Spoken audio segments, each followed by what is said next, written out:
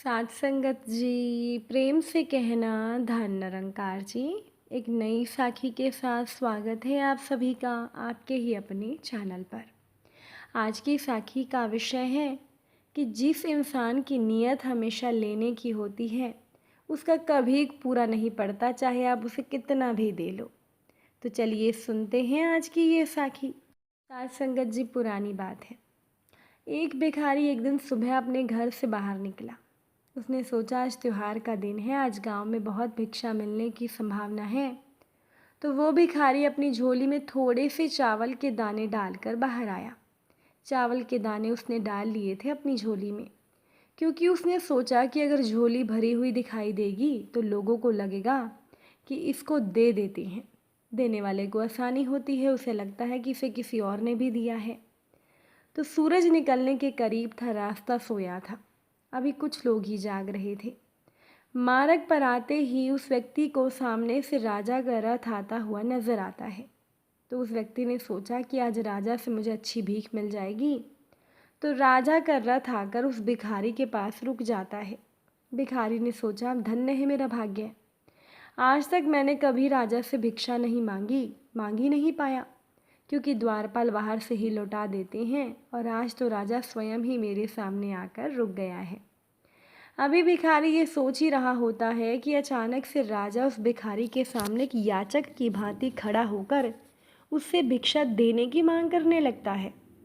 राजा कहता है कि हमारे देश पर बहुत बड़ा संकट आया हुआ है। ज्योतिषियों ने मुझे कहा है इस संकट से उबरने के लिए अगर मैं अपना सब कुछ त्याग कर एक याचक की भांति भिक्षा ग्रहण करके लाऊंगा, तभी इसका उपाय संभव है। तुम आज मुझे मिले हुए पहले आदमी हो, इसीलिए मैं तुमसे भिक्षा मांग रहा हूँ। अगर तुमने मना कर दिया तो देश का संकट टल नहीं पाएगा, इसीलिए तुम मुझे भिक्षा में कुछ भी दे दो। तो साथ संगत जी, भिखारी तो राजा की बात सुनकर हैरान था। वो भिखारी तो खुद ही सारा जीवन मांगता आया था, कभी किसी को कुछ देने के लिए उसका हाथ उठा ही नहीं था। वो सोच में पड़ गया, आज मेरा कैसा समय आ गया है, एक भिखारी से भिक्षा मांगी जा रही है और वो मना भी नहीं कर सकता। तो बड़ी मुश्किल से एक चावल का दाना निकाल कर उसने राजा को दे दिया। तो राजा वही एक चावल का दाना लेकर खुश होकर आगे भिक्षा लेने चला गया। सभी ने राजा को बढ़ चढ़कर भिक्षा दी, परंतु भिखारी को चावल के एक दाने के जाने का गम सताने लगा। जैसे तैसे शाम को वो भिखारी घर आया। भिखारी की पत्नी ने जब उसकी झोली पलटी तो उसमें उसे भीख के अंदर से एक सोने का चावल का दाना भी नजर आया। भिखारी की पत्नी ने उसे जब सोने के दाने के बारे में पूछा तो भिखारी ने पत्नी को सुबह वाली बात बताई, और बताकर वो भिखारी छाती पीट कर रोने लगा। तो उसे रोता हुआ देखकर भिखारी की पत्नी बोली, क्या तुम्हें पता नहीं, जो दान हम देते हैं वही हमारे लिए स्वर्ण है, जो हम इकट्ठा कर लेते हैं वो सदा के लिए मिट्टी का हो जाता है। बस उस दिन के बाद से उस भिखारी ने भिक्षा मांगनी छोड़ दी और मेहनत करके उसने अपना तथा अपने परिवार का भरण पोषण करना शुरू कर दिया। साथ संगत जी, जिसने सदा दूसरों के आगे हाथ फैलाकर भीख मांगी थी, अब खुले हाथों से वो दान पुण्य भी करने लगा। धीरे धीरे उसके दिन बदलने लगे। जो लोग सदा उससे दूरी बनाकर रखते थे वो उसके समीप आने लगे, और वो एक भिखारी की जगह दानी के नाम से जाना जाने लगा।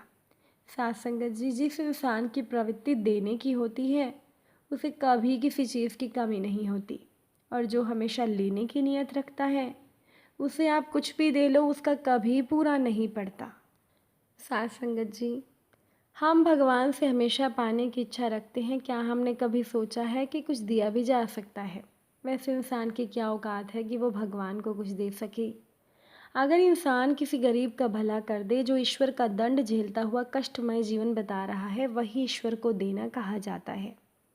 रहीमन वे नर मर चुके जे कछु मांगन जाही, उनसे पहले वे मुए जिन मुख निकसित नाही।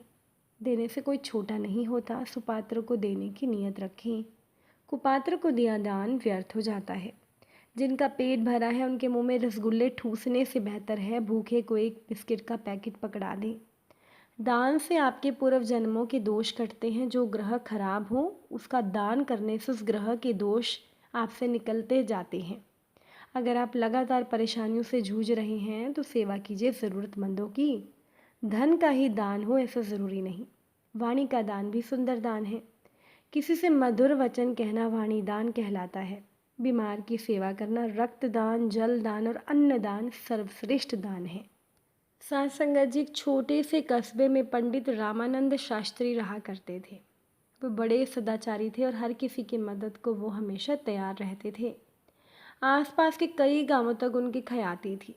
उनका एक बेटा था राम सेवक। राम सेवक इकलौता होने के कारण बड़ा ही चंचल और नटखट था। पंडित जी की अभिलाषा थी कि उनका बेटा विद्या प्राप्त करके उन्हीं की तरह सदाचारी बने और पूजा पंडिताई का काम करे। लेकिन पिता की इच्छा के विपरीत लाडला राम सेवक हमेशा शरारतें किया करता था। पंडित रामानंद शास्त्री बेटे को समझाने का प्रयास करते रहते थे, लेकिन राम सेवक को बुरे कामों में मज़ा आता था। अंत में निराश होकर पंडित जी ने बेटे को समझाना बंद कर दिया। जब कभी कोई उनके पुत्र की शिकायत लेकर आता तो पंडित जी अपने घर के मुख्य द्वार पर एक कील गाड़ देते। तो कुछ ही दिनों में पंडित जी का दरवाज़ा तो कीलों से भर गया। एक दिन एक अंधा मुसाफिर रोता हुआ पंडित जी के पास आया और पूछने पर उसने बताया कि उनके बेटे राम सेवक ने उनकी लाठी खींच ली और उनकी पोटली कुएं में फेंक दी। ये सुनकर पंडित जी को बड़ा दुख हुआ। उन्होंने दरवाजे की ओर देखा, उसमें केवल एक आखिरी कील के लिए जगह बची थी। पंडित जी ने उसे अंधे मुसाफिर से माफ़ी मांगकर उसे रवाना किया और कील हथौड़ा लेकर दरवाजे पर जैसे ही कील ठोकनी शुरू की, उसी समय राम सेवक वहाँ गया। उसने पिता को कहा, ये आप क्या कर रहे हो? तो पिता बड़े उदास मन से बोला, बेटा मैं तेरे किए गए दुष्कर्मों की गिनती कर रहा हूँ। राम सेवक आश्चर्य से दरवाजे पर लगी कीलों को देखने लगा, फिर पूछ बैठा कि क्या इस दरवाजे पर लगी सभी कीलें मेरे कारण हैं? इस पर दुखी पंडित जी बोले, हाँ मेरे नालायक बेटे, ये सारी कीलें तुम्हारे किए गए दुष्कर्मों के सूचक हैं। पंडित जी ने बेटे को समझाया, देखो बुरे कर्मों को छोड़कर परोपकार और सत्कर्म करो, ज्ञान विद्या प्राप्त करो।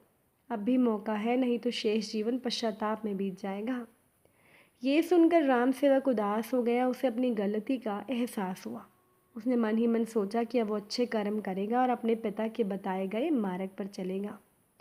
एकाएक उसके व्यवहार में बदलाव आ गया। उसने लोगों को तंग करना बंद कर दिया। वो सबकी मदद करने लगा। बेटे के बदले व्यवहार से पंडित रामानंद शास्त्री खुश रहने लगे। उन्होंने राम सेवक के प्रत्येक अच्छे काम पर दरवाजे पर लगी एक कील निकालनी शुरू कर दी। धीरे धीरे सारी कीलें निकल गई। तो एक दिन पंडित जी आंगन में बैठकर धूप सेक रहे थे कि तभी उन्हें किसी ने बताया कि अभी अभी राम सेवक ने एक निर्धन बुढ़िया महिला की मदद की है। ये सुनते ही पंडित जी ने जैसे ही अंतिम कील निकाली, उसी समय वहाँ राम सेवक आ गया। राम सेवक कभी अपने पिता को देखता तो कभी दरवाजे को।